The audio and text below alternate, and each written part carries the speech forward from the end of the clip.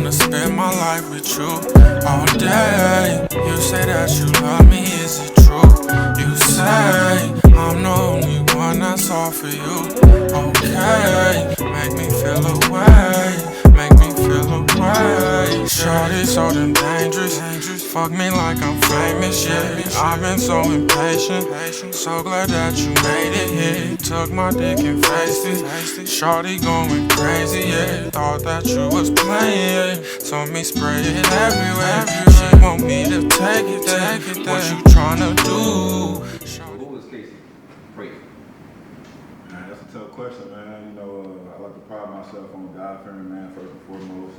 Family man, basketball player, you know, just me, man. You know, I just, pride myself in doing everything the right way, just trying to, continue to stack my chips and get on top.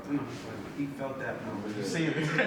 He just felt that when you said it. God-fearing man. First year he said that. Yeah, I know. Everything was false too. So. I know, right? Look at that. Little connection going on right there. That's why that's my dog. That's my dog, yeah. So let's talk about your upbringing. Like, where you from and how everything started for you as far as basketball and what you know. Alright, so I'm from Jackson, Tennessee, probably like 30 minutes outside of Memphis. I feel like my childhood started like most kids' childhood started. I was single mom, just me, my sister, my mom's. My stepdad came around when I was 12. He was the one who pretty much introduced me to the game, got me right. So, man, I think I started hooping when I was about 12, and ever since then, I just kind of went from there. Just kept on pushing, kept on getting better, and kept on trying to, get to that highest level I could. I know you said off the camera, you were saying most of the time you was in like playing street ball. You wasn't really in the gym. Oh yeah. So see, it's different. In Jackson, it's different from like DC, the DMV. Y'all got gyms, y'all got people who can work y'all out. Y'all got trainers and all that stuff. So y'all got like an easy accessibility to it. In Jackson, you just got the concrete, the ball, and the hoop. You feel me? So you gotta go out there and make it. You gotta go out there and make it happen. So I mean, that's how most. I won't say now. That's how we grew up too. Out there playing with the older guys, and just how we got. But we ain't really, nobody really taught us dribble the ball 20 legs 20 times, the spin move, background, smack glass, all that. We just tried it. We just went on and tried it. Y'all was joking about playing with the old heads, but for sure that's how I grew up. You know what I'm saying? Knock it down, get back up. Straight.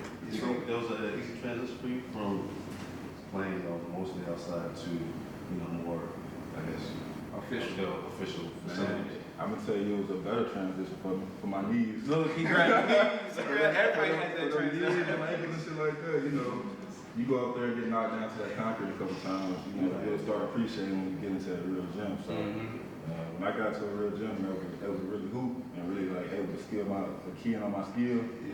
Yeah, I had a different appreciation for it. It's different being out in that court. For sure. What about the high schools? So when things start taking off for you as far as like you just knew you was gonna be Man, really it was probably my 7th grade year. So my 6th grade year I was on the team, I was tall, I was 6'4". I was tall as hell. I'm taller than most. But I couldn't hoop for shit. I was like missing wide open layups, like everything. So everybody was like joking on me, talking about, he on the team because he tall. He ain't that, he ain't got it. So I'm like, cool. Motivation. Yeah, so the whole summer I stopped going to like the skating ring, the movies, all that stuff. And I was just outside, just grinding, bro. Every time I saw somebody on TV hooping, I was like, I'm about to go outside and hoop. I ain't about to sit here and watch it. You know what I'm saying? They where I'm trying to get at. You feel me? So that's it. I just started, started adding on to it. Came back from the 6th grade, came back to the 7th grade, and I was the top 2 best player in the state. Really? Yeah, 7th grade? Like that, 7th grade. How they like rank you off that? Like they just told you to. No, I'm pretty sure it's really about your productivity, like how much you was actually doing. Cause I was going crazy myself. Back then, like if we had that technology now, like back then, you probably would have been like, you probably got every school looking at you. You know what I'm saying? We ain't had YouTube, none of that. We had to know you off of a clip. Exactly. Off of like who mixtape. Yeah, I know in certain states they you can play high school and middle school. Was that the case for you? We had like an intermediate school, so we had middle school, hold on. So we had elementary, intermediate, middle school, high school, and then, you know, that was it. Intermediate, what's that? 6th, 7th grade, I don't know what they trying to do. I don't know, they was just trying to shit. But it was cool though, man. I was able to use those 6th and 7th grade years to really like lock in and really like focus and, you know, get better. Then so as soon as I got from that, from my intermediate school, whatever, went to high school, and I was like the best 7th, the best. Not very good. So, Best freshman. so I like numbers. So talk numbers. Like your averages. Freshman year. Freshman year, I probably averaged 26, 10. Damn. Now how tall was you? 6'4". 6'4"? What you down low? Or you I was everything, but I started down low, but I was like we ain't had nobody on my team, so. And where I'm from, 6'6", you the tallest person out there. I got you. You got to bounce too, didn't you? Yeah, you know, big country niggas got bounce. Dunking everything. Yeah. But you, hold on, you just. You say 20 points. That's what I say as a freshman. That's a lot. As a freshman, that's like unheard of. That's like the American status. No, it was going crazy. You know, I give all the respect to my pops, my stepdad for coming in and like really put me on that pedestal and like showing me how to, you know, really go get it. So after that, I just took off, man. I was like 26, 20, 25, 26 points freshman, 15 rebounds, 13 rebounds, something crazy. Going crazy. They were sending doubles at you. No, you had to. Man. Yeah, that's great. All three of us are actually coaches. So I know when I talk to my players, a lot of this generation doesn't understand about sacrifice. Like you have to sacrifice to get better. Man. You talking about you stopped doing a lot of things for you to get better. How, well, according to the numbers, that definitely benefited you. But how much do you think that benefited you in life and then in the game? I mean, not only in basketball, but I feel like just that dedication, that focus, that extra little, you got to lock in, like you said, you got to get up early every morning, you got to, you know, make sacrifices, not going to the skating ring, with your partners, you got to be out there on that court working. And I feel like that just kind of put me in the mindset going forward from basketball, like, hey, if you want something, if you want it hard, bad enough, you got to put in that work, you know what I'm saying, and everything else will come after that.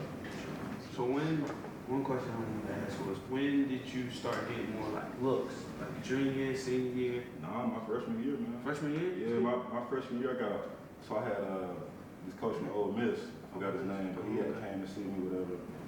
Invited me to a game, me and my pops went out there. And yes, after the game, he gave me the offer for So your first offer was Ole Miss? Yeah. Ole Miss. That's the next thing that off the freshman. That's tough. That's tough, bro. I ain't gonna lie. What's Ole Miss? That's SEC. That was SEC at the time. Yeah, SEC at the time, yeah. So your first big, so you was already, you was already in that bound. You was already in that category. And I was just like, man, I'm locked in, I'm gone. It's up now. So that's a good question. So after Ole Miss, when I was start coming. Yeah, I was just about to ask that same question. What was after that? What was coming over? What was strong? A lot, bro. It was kind of overwhelming because I was a freshman. And like I said, I went from like you can't hoop, you on the team because you tall to like, you know what I'm saying, Ole Miss. Getting back. So it was overwhelming at first, but at the same time, I feel like my mom did a great job of like kind of leveling me out. Like, Yeah. You got one offer, but you know. Still got to keep going. Yeah, you don't want to play Ole Miss. At the time, I was like, yo, I'm gone. Ole Miss, like, give me a jersey, good.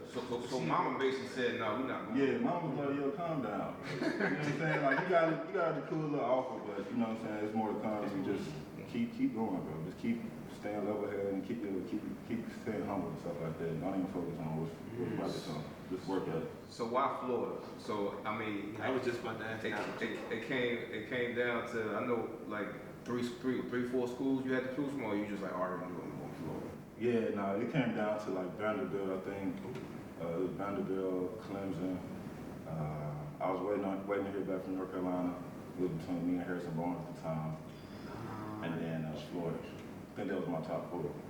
And then, yeah, I went on a visit at Florida, whatever. They had hosted, I think we was playing against Alabama football game. So that jump was already crazy. Yeah. They had us on the field, and then we were just walking back, and you hear the student section just like chanting my name. They was like, Oh, then as a young kid, you was like, they said, they said you After that, it was over, man. I got on that plane back home, and I was like, yup, I'm committed. Like, that's it. I seen all I need to see. Oh, that's right. So let's talk about, as he had said, coaches, you know what I'm saying? Let's talk about Billy Donovan. That man, that sucker, man. He in the NBA now. He coaching where? Chicago, right?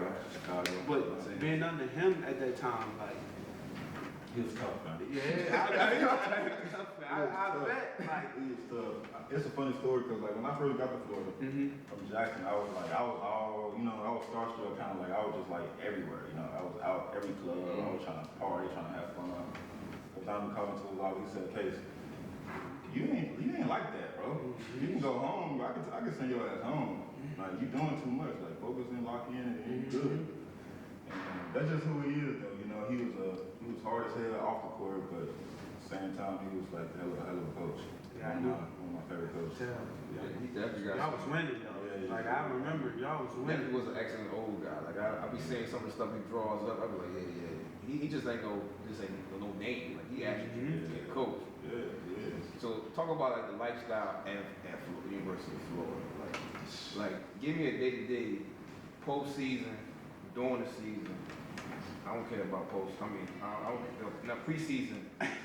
Preseason. No, you didn't like This this. year, I don't care. I didn't really care for postseason. Like that's when the season was over. I was gonna do whatever I felt like. So day to day, I probably wake up around 6 a.m., 7 a.m., have early morning conditioning. After that, go straight to class. Bam, you got the class checkers. So you Gotta be. So We remember. Yeah, so you had them peeking through the window and stuff, looking for you and stuff like that. So That's it. It was clocking y'all. Oh, that was clocking. That was clocking. After that, I go to like, you know, the rice mill, get a little food, whatever, come to the dorm for a second, go right back to practice, have the actual full practice. After that full practice, we have to go to like OSL. It's this place where the students go to do their homework pretty much. It's kinda Study like- hall. Yeah, study hall. Yeah. It's like a little monitor room. We had like our little tutors beside us and stuff like that, and then just wake up and do the shit again. Man, I miss those. That's big like schedule. Yeah. Yeah, I remember. That was instruction. Like that was what it was. I don't know how much I missed that though. You know, I kind of missed the life of playing, like, you know, when we got to January to like February, that's NBA schedule. That was just like. I think playing is fun. I just like stuff like pre before like you Yeah, going I don't really Cause like- you be gone most of the time. I'm pretty sure y'all had roll like charters and go on certain places and play. Y'all They come back planes and stuff. When I ain't get the experience that. Nah, I played D3 though. We busts. As long as you get there, No, you're right. You gonna bust as us. long as you get there with some shoes. No, that definitely was fun. But just the traveling part. Like, how was that? Like going to different schools. Like, It was easy, man. It was easy because, like I said, we got our own little private little flight, whatever. So we just got on the plane. It was just us on the plane, get there. You know, it was dope. It was dope being able to, you know, being young and being able to travel to different cities in the country. Before I got to Florida, I ain't leave my city. For real? Yeah, I ain't know nothing about it. that's why I was asking. Like, you know, Yeah, how was that? Like, while you was missing home and stuff. It was a dope opportunity though, being able to see all that, man, being able to go out there and just play in front of other people's crowds, and you know. Yeah, how was the environment with stuff like that? I know you got to be mentally and like physically ready to play, but something you going to like you went like going to big time conference like every team is good. You gonna get the best. Like you said at the time when y'all was there, y'all was like number one. Y'all team was solid. Y'all had a stacked team from Patrick Young to all of them. Like they had a mob, like so everybody was getting like their best. So talk about some of the players you played against. As far as like, you like, oh yeah, I know he lead. I know he wanted done. Or I know like, oh, I gave him my best. I know I gave him some work. Yeah. There was a lot of players like that, bro. But the whole Kentucky lineup, the whole Kentucky lineup, bro. You could just see the difference between college and what they were about to do. You know what I'm saying? You could see like, all right, John Wall, y'all boys, y'all lead. You know, that's fine. You know what I'm saying? Bledsoe, all that. They had Anthony Davis come in. Come on, bro. So he was cold. I've been playing against Andrew Wiggins when he came to Gainesville. We were playing Kansas City against him. Let me tell you who was cold though. That boy Scotty Hobson. Oh yeah. From Tennessee. Yeah, he definitely bouncy and he was Tennessee at that one time. He was Tennessee. He thought about Tennessee. Yeah, he was. Cause I know it was him. I know before that it was like you had like Tobias Harris and all of them that came through. Yeah. But nah. He Hobson, he took that. Yeah, he backpacked everybody in the joint. And so I think I played against him, and when I played against him that year, I was like, yo, all right, this shit real. This shit real, man. What year was that? Your freshman? I think it was my sophomore year. Sophomore year? My freshman year, I ain't really played too much. I got you. On and off. My sophomore year, kind of learning. Trying to figure it out. Getting in there. I was trying to figure it out. exactly. You got, cause people don't understand that when you playing, the coach have to trust you before he puts you on the floor. Like you might be a 4 or 5 star, but you got people in front. Like I said, you had a mob, so everybody that came off y'all bench or anybody that was starting was either going to the league playing or playing a professional. So it was like practice. I know practice was crazy first and foremost. Oh yeah, we got to fight every day. Yeah, that's competition. Yeah, I was good, but it was competition. trying to get that bump. Everybody trying to play. Especially from that Florida crowd and all that stuff. Yeah. Good teams that did that, they win shit. For sure. They win shit. Have you been to practices now, like high school practices now? I haven't, bro, but I see the games online, how kids is, the celebrations. It was like, that's a whole different generation than how I was brought up, man. They care about what they do outside the court. They don't like like when we was playing, we was in court, we didn't care about no celebrations, no other stuff. We was trying to get the job done, go home, get some food, go back to sleep, go again. So now they got everything. You know, they got all these other distractions with the NALs. They got social media. Imagine you was in that. First of all, I can y'all hold your mind up. You in that school that all you have Florida. All y'all have been rich. It would have been crazy. It would have been crazy. Them ideas that they're giving out, man. Yeah, they staying just because for the deal. But I don't understand because of the deal. You know what I'm saying? Yeah, shoot. I know some of them be offering like 6 figures before they even touch the court. I mean, but technically, they should get it.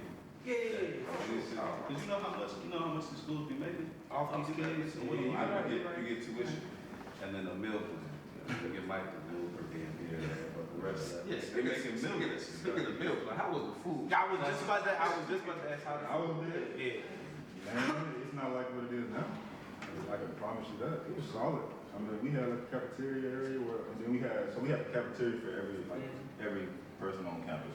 And then in the backside, so everybody on campus would go to this one cafeteria. Oh my. And then on the backside, it was just for the athletes. I know, I bet. Yeah. And so back then they had like personal shelves and doing everything. They still got it. Yeah. I'm gonna surprise But it's a little bit better because you ever seen the little documentary on Duke when they had the little, they showed they got their own Gatorade machine, they push the button, Gatorade pop out. I thought you had that too, didn't you? That's how it is now. That's how it is now. When I was there, it was getting there. I feel like my last year was the first year I really saw it trying to really transfer over for the players. True. So you still had to be like, oh, what you about to say? Speaking of getting there, we'll get right back to you. Poppin' shit, gotta get it. Niggas out here hating, but ain't stopping shit. Stop procrastinating, wasting time and shit. Niggas only gangster when they signing in. Hold on, baby, I can't hold on. So long, baby, I can't go on. So long. Shout out to the Knucklehead Podcast. But when you got to college, who was the first person to bust your Hey! First person to bust my ass. Man, Jordan McCray, University of Tennessee, bro. Like, man, he hurt my feelings. That was the first time I had to reconsider what I'm doing in basketball. This man, it was really just one play that really just solidified the whole game. What was the play? the play now?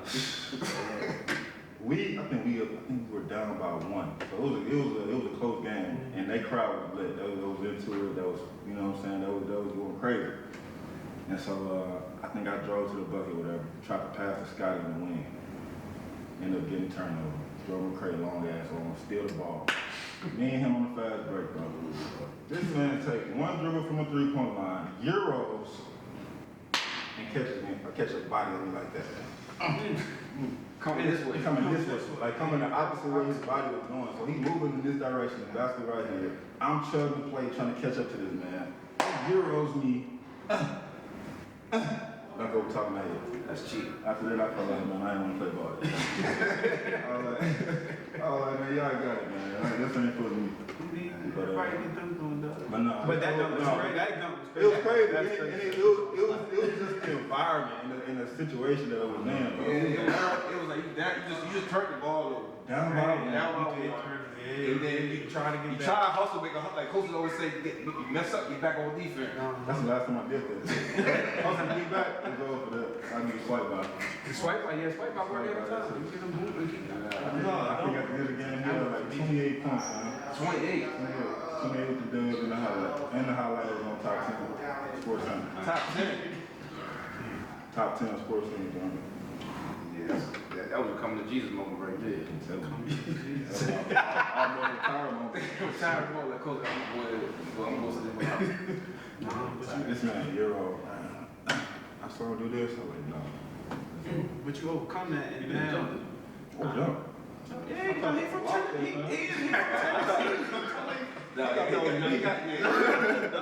got bounce. He bouncing. He from Tennessee. He jump. I was already thinking in my head, like, I'm gonna talk shit to him. Give me that shit. I'm thinking out of my head. Like, That's the first thing you think. yeah, Country mouse. Shit. Oh, he humbled you, really He quick. did. Ain't nothing wrong with that. But after that, though, like, you know, It wasn't after that, bro. but you overcame that because then you became the person you are now. You got to No, matter of fact, let me tell you what happened after that, bro. Let me tell you what happened after that. Hey, after that, let me tell you what happened. Okay. After that, I was going for another loose ball. This whole game, I shouldn't even play this game.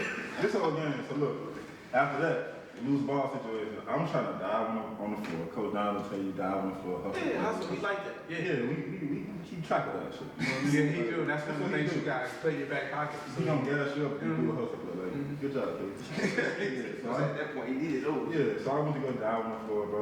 My teammate, Michael Zardo, same thing. He dove on the ball too. Soon we both dived, his elbow, his shoulder hit me above my eye. Shit just started leaking blood, bro. Had to get stitches and all that right here. Probably still see the mark. And That was a bad game. Same game. That was a bad game for you. Yeah. So how many points you finished with that game?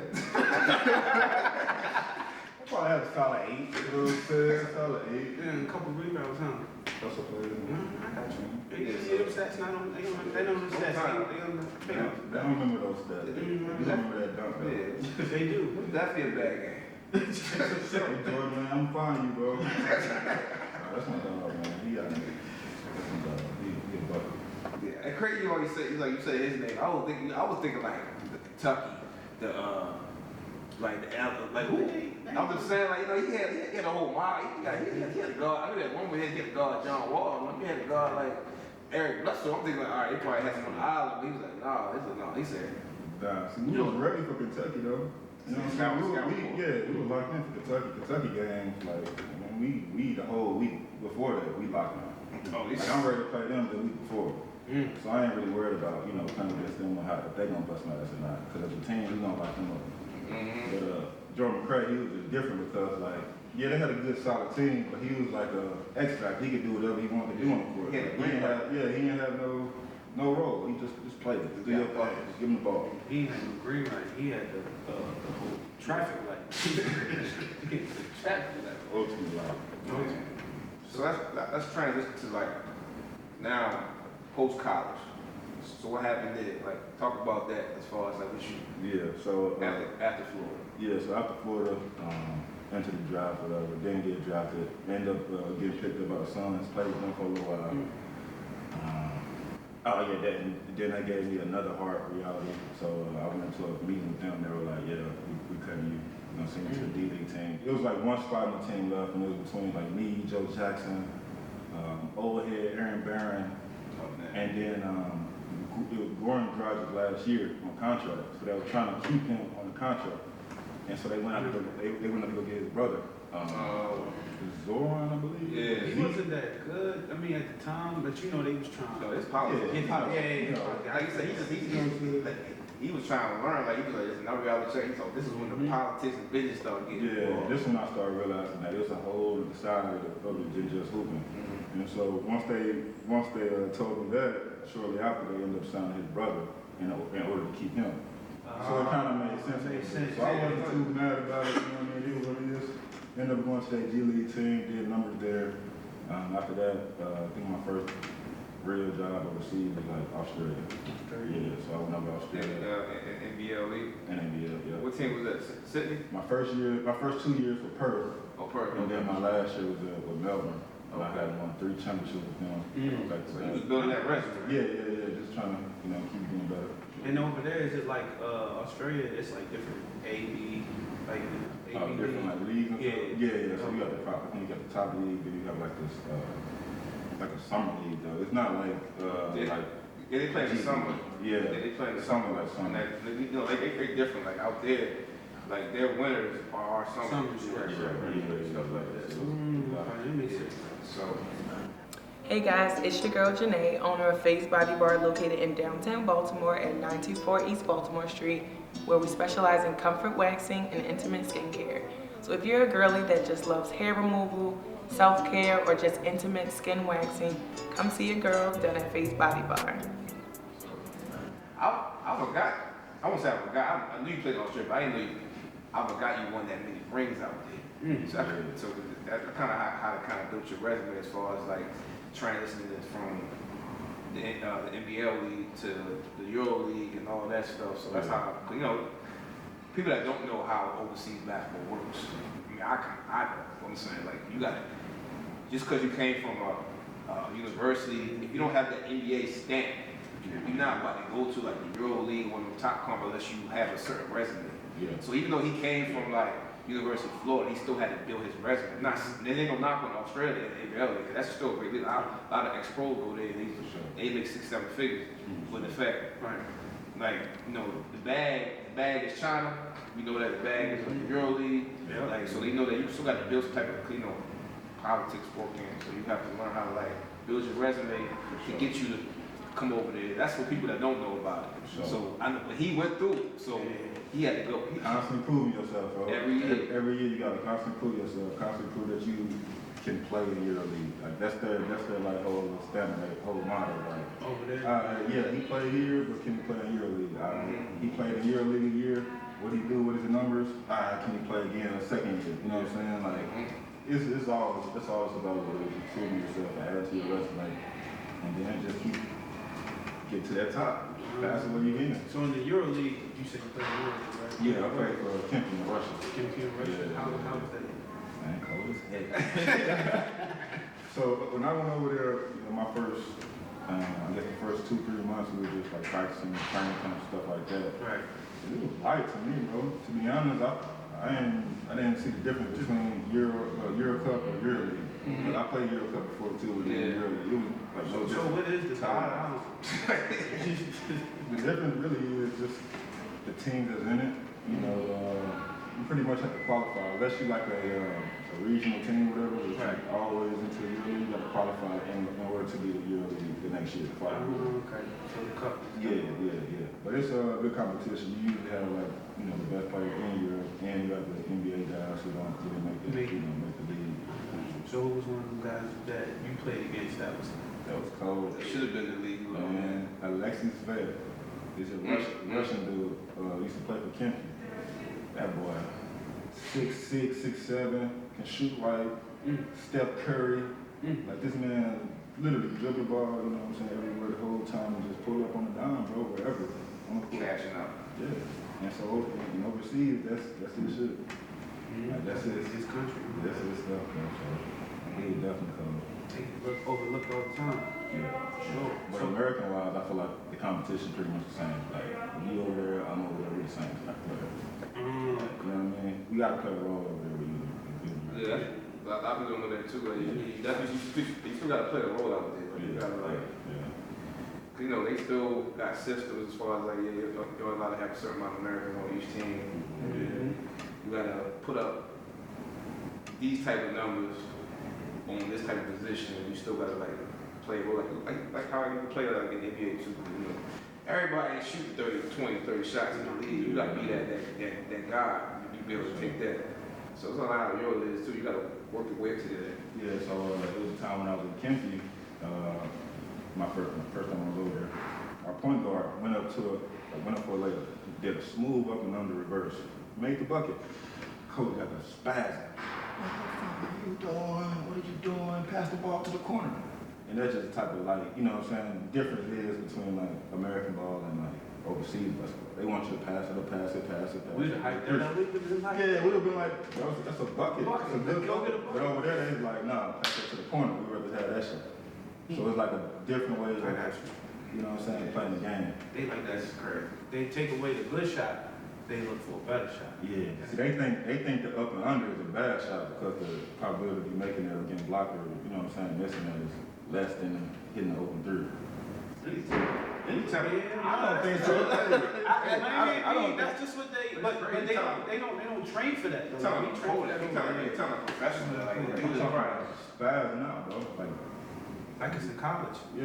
When you can talk to a grown man, like in the NBA, I know it's a little different because they don't really talk to you like that. They talk to you like, you know, like how a grown man should talk. And over there, it's a little different. They didn't even talk crazy to you out there? No, I'm just saying.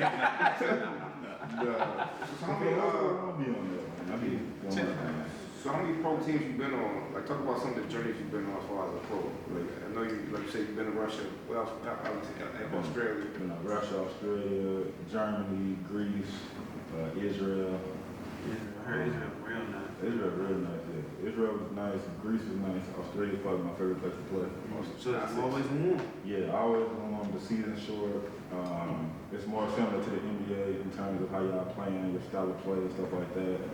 And the life off the court is like real relaxed, real chill. And so one practice goes to the beach. And that's it. Instead of Russia, you got one practice and you in the house. Russia, you got 2 practices. Oh, my bad. Cold. Yeah, I know you got what with the jacket. Yeah, I have to have a driver because you know they don't trust Americans in Moscow to drive around the city because of how crazy it gets. No, that's good though. Yeah, that's cool.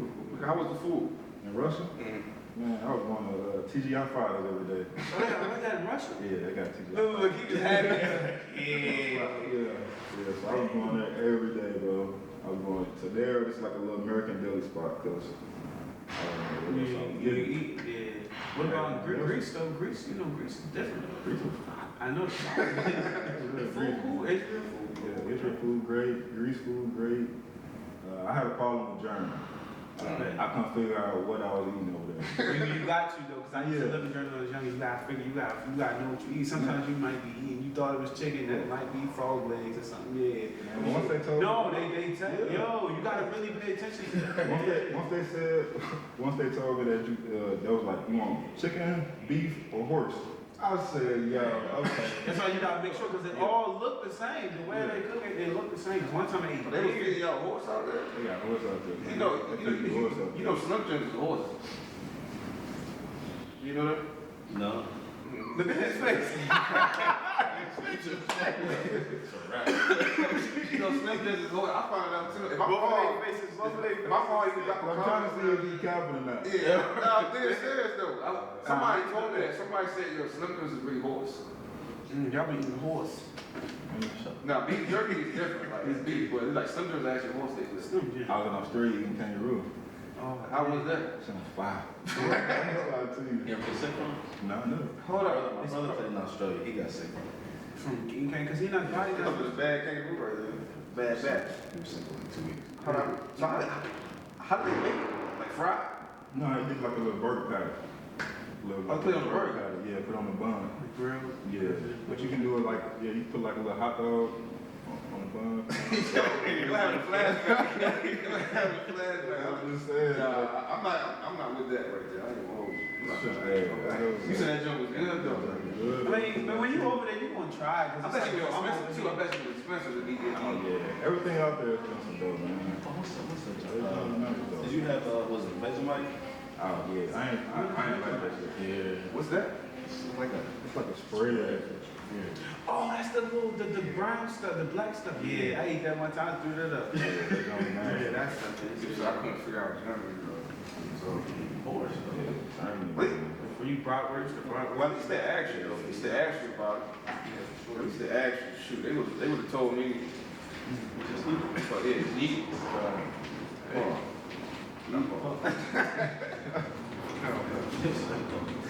So I had to get on my Google Translate, you know what I'm saying, make sure everything all good was something that I don't eat. That Google Translate, boy, that's. You ain't want to cook out there? Saved my life. Huh? You want to cook out there?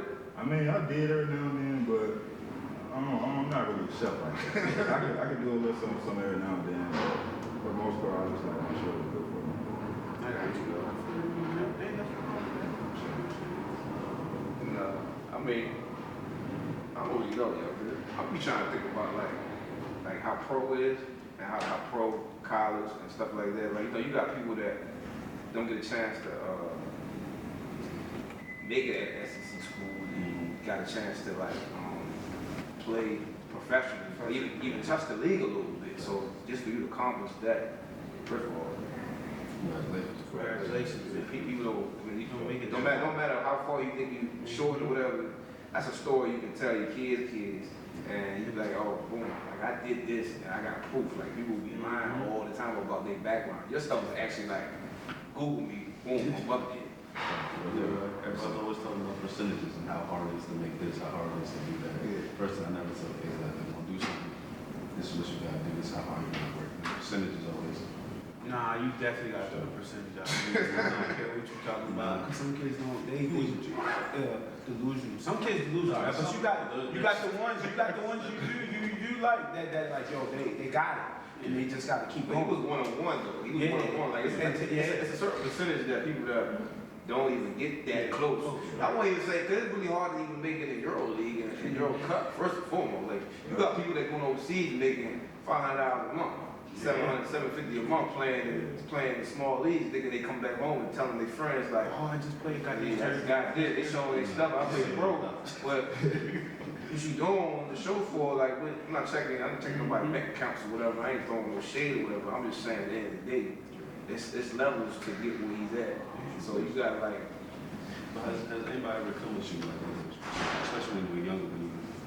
I mean, when I was younger, everybody used to talk about, you know, the percentage of how people make the league, a chance of making the league, but It's like 2%. I didn't even think about that, bro. Like, when I was a kid, bro, You're trying to get out.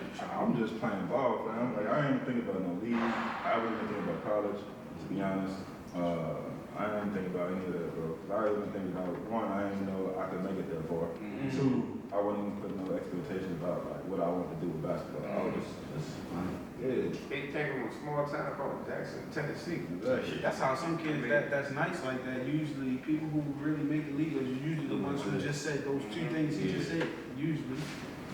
Percentage wise, 90% of everybody make the league because of that. And they say, I didn't think I could do it. I just see somebody, you know, somebody give me an opportunity. Yes, I love for them. I had love for people, passion and love and stuff. Yeah. But I know before we get out of here, what kind of advice would you give people, young people, kids that will watch this, and fathers and mothers that are trying to use some inspo to figure out how to even get to where you would get, where you need to be? Drop a couple knowledge for them real quick. Man, I would just say embrace it, bro. Embrace everything that comes with it, especially the adversity part of it, because some people try to run from that adversity, try to like hide from it, try to duck around. But if you can attack that shit, identify it, embrace it, attack it, and just like make that a part of who you are, then I feel like that'll give you a better shot in the long run. Once you can learn how to overcome adversity and overcome like different obstacles in your life, then that'll just teach you that whatever stage I'm in this career, whatever stage I'm in my life, I'm just pushing, I'm just getting better, I'm just going over them hurdles and shit like that. So I'll say for the most part, if anybody wants some knowledge, but I'll just say just embrace that grind, embrace that struggle, and embrace that adversity. Listen to the people who've been through. Yeah. Listen to the most. One question: did you on those EuroLeague in the cups? Did you drink the cup out of the drink? On that note, we